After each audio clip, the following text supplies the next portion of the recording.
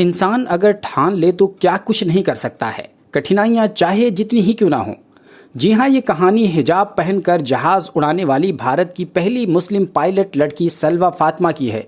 ज़मीन से उड़ते जहाज़ को देखने वाली लड़की अब जहाज़ में बैठकर आसमान से ज़मीन की तरफ देखती है। जिस लड़की के पास जहाज़ में बैठने तक के पैसे न थे, वो आज जहाज़ की केबिन में बैठने की हैसियत रखती है। लेकिन सलवा फातिमा का यहाँ तक का सफ़र आसान बिल्कुल न था, क्योंकि यहाँ तक पहुँचने के लिए सलवा फातिमा को कदम कदम पर कठिनाइयों का सामना करना पड़ा, क्योंकि इसके लिए उन्हें 50 लाख से भी अधिक रुपयों की ज़रूरत थी और एक गरीब परिवार के लिए ये किसी सपने से कम नहीं था। लेकिन इन सब के बावजूद सलवा फातिमा ने इस कामयाबी को कैसे हासिल किया, आइए आपको तफसील से बताते हैं। बात करीब 2 दशक पुरानी है, जब सलवा फातिमा क्लास 9th की स्टूडेंट थीं। तभी उन्होंने अखबार में पढ़ा कि भारत में केवल 3 महिलाएं ही कमर्शियल पायलट के तौर पर अपनी सेवाएं दे रही हैं और उनमें से एक भी मुस्लिम महिला नहीं थी। तभी से उनके मन में ख्याल आया कि क्यों ना डॉक्टर, इंजीनियर जैसी परंपरागत लाइन को छोड़कर किसी और फील्ड में जाकर अपना करियर बनाया जाए। उन्होंने एविएशन क्षेत्र में जाने का फैसला किया। आखिरकार उन्होंने ठान लिया कि अब मैं मुस्लिम महिला पायलट के तौर पर अपना करियर बनाऊंगी। आपको बता दें कि सलवा फातिमा तेलंगाना राज्य की राजधानी हैदराबाद में एक किराए के मकान में रहती थीं। उनके पिता सैयद अशफाक अहमद सऊदी अरब में एक बेकरी में मुलाजिम थे, जिस पैसे से उनके घर का खर्च चलता था। उनकी 3 बहनें और एक भाई सभी पढ़ाई कर रहे थे। तभी उनके पिता सैयद अशफाक अहमद का एक्सीडेंट हो गया और उन्हें इंडिया वापस आना पड़ गया।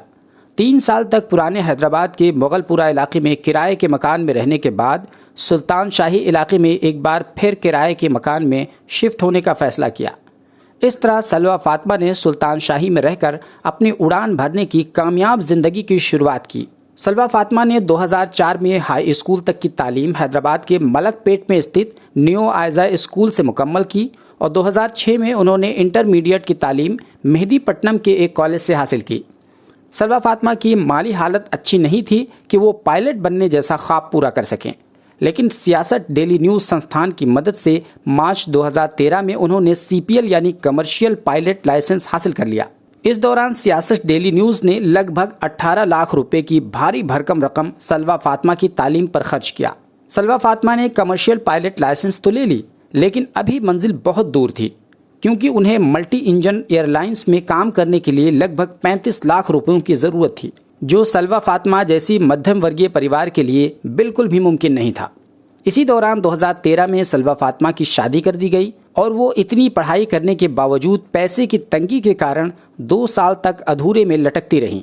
तभी 2015 में कुछ ऐसा करिश्मा हुआ कि उस टूटते सपने को एक पंख मिल गया।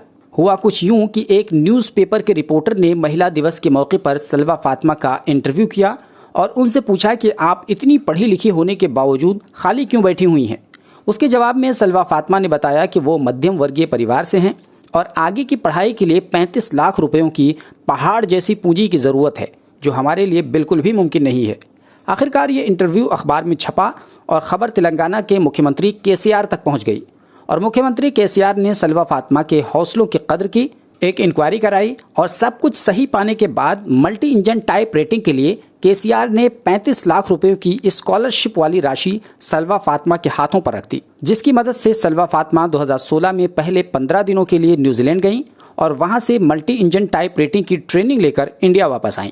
उसके बाद एक दूसरी ट्रेनिंग के लिए वो बहरीन गईं और बहरीन से वापस आने के बाद 9 माह तक दिल्ली में रहकर एयरलाइंस के एग्ज़ाम की प्रक्रिया पूरी की।